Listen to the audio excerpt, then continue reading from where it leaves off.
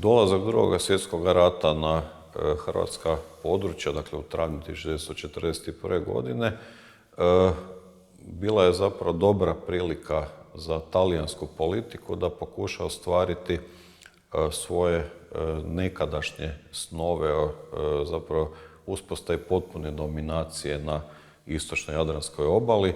U međuračju je talijanska politika uspjela djelomice uključivanjem Istre, Rijeke, Zadra, Lastova u sastav Kraljevine Italije to učiniti, no glavnina hrvatske obale ostala je izvan toga njihovoga dosega kao dio Kraljevine SHS, odnosno kasnije Kraljevine Jugoslavije. Sada u novoj situaciji, dakle, nakon što su osovijske sile odlučile napasti Jugoslaviju, dakle u prvom redu Treći rajh, u sve to uključuje se i Italija i tijekom Travanjskog rata talijanske snage zaposjedaju ogromna područja nekadašnje Kraljevine Italije, ogroman dio Slovenije, dakle hrvatska područja, dijele Bosne i Hercegovine, Crnu Goru, Kosovo, dijelove Makedonije i na hrvatskom području dolazi do uspostave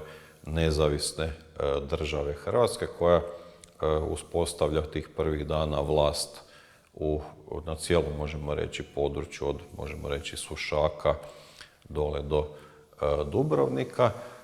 Talijani, s obzirom da pred njima ne stoji više nikakav otpor, zaposjedaju sva ta područja i vrlo brzo uvode izravnu vojnu i građansku upravu na svim tim područjima već 15. travnja 1941. godine i vidljivo je da žele ostvariti te svoje snove o Jadranskom moru kao talijanskom moru.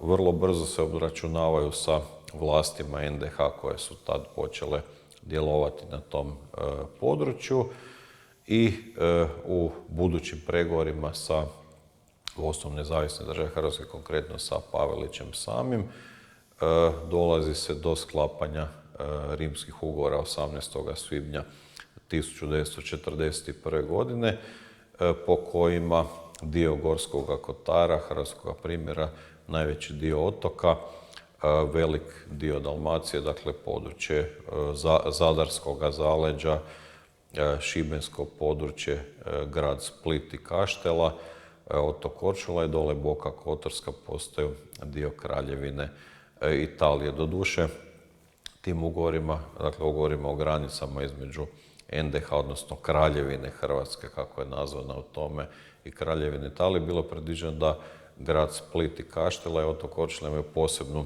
zapravo dvojnu hrvatsko-talijansku upravu gdje bi se poštovala i prava Hrvata, dakle jezik i ostalo, no Talijani su tu bili oni koji su dominirali, do toga nikada zapravo nije došlo. Područja koja su bila, dakle, rimskim ugovorima uključena u Kraljevinu Italiju smatrali se inače takozvanom prvom zonom. Ostala područja na kojima je bila prisutna talijanska vojska u zaleđu, što je bilo gotovo polovica područja NDH, bila su nazivana drugom ili demilitariziranom zonom i trećom zonom gdje je NDH imala nešto malo veći suverenitet. S tim da je talijanska vojska tu formalno poslala takozvana saveznička vojska, no daljnji razvoj događaja, rasplansavanje ustanka na području NDH, njezin slab odgovor na sve to skupa, dovele su do toga da su Talijani ponovno zapravo uspostavili pravu vojnu okupaciju cijelog tog područja, imali vlast ne samo u vojnom, nego i u građanskom smislu na području te druge zone i zapravo imavši vlast u svojim rukama, vrlo su se negativno ili loše odnosili prema hrvatskom stanovništvu na tome području. Ovim zonama ili područjima koja su bila anektirana, koja su trebala biti uklopljena u sustav Kraljevine, dakle teritorijalni, politički, upravni sustav Kraljevine Italije, od početka se krenulo sa mjerama koje su trebalo dovesti do potalijančivanja toga područja. Ona su prvo podijeljena na pokrajine, odnosno provincije. Ovi, da tako kažemo, krajevi na sjevernom Jadranu, dakle Primorje, Gorsko, da su priključeni postojećoj Kvarnerskoj provinciji ili pokrajini, a ostatak je onda podijeljen na tri, ajmo to tako nazvati, dalmatinske provincije, Zadarska, koja je bila već postojeća, Splitska i Kotarska, koje su onda stavljene pod upravu vlade za Dalmaciju, koje je na čelo doveden istaknuti fašist, dakle iz onoga razdoblja uspostave fašističke vlasti 22. godine, Giuseppe Bastianini, i tu je dakle provođena politika s jedne strane denacionalizacije tih područja, dakle potalijančivanja, s druge strane uvođenja tog fašističkog totalitarnog sustava. Vrlo brzo se išlo sa zabranama svih mogućih hrvatskih udruženja, dakako stranaka i ostaloga. Nastojalo se iskorijeniti hrvatski jezik i nekako suzbiti hrvatski nacionalni identitet. Među ostalim, to se činilo i uništavanjem hrvatskih natpisa i spomenika. Kao jedan od poznatih primjera je bilo demontiranje, odnosno uklanjanje Meštrovićeva spomenika Grgu Runinskom, koji je stajao tada ili do tada na splitskom Peristiju, dakle ne na mjestu gdje danas stoji. On ipak nije srećom uništen, nego je demontiran, ali mnogi hrvatski natpisi ili stari spomenici su bili uistinu uništeni. U školama i u uredima se nastojalo uvesti, dakle, čim prije talijanski jezik.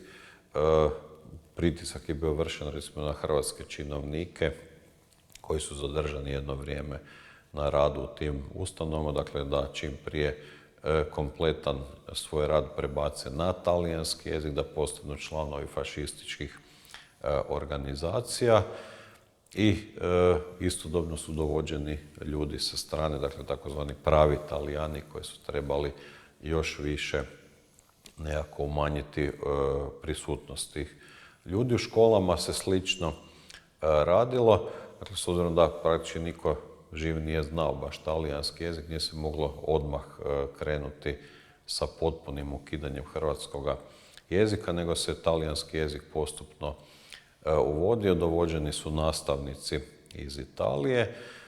Hrvatski udžbenici i knjige su izbacivani, zamijenjeni su bili ili dvojezičnima ili čak udžbenicima na, kako su fašisti govorili, srpsko-hrvatskome jeziku i talijanskome jeziku, koji su onda po svom sadržaju trebali pokazati da je područje Dalmacije konkretno talijansko područje, da tu Hrvatima nema nikakvoga mjesta.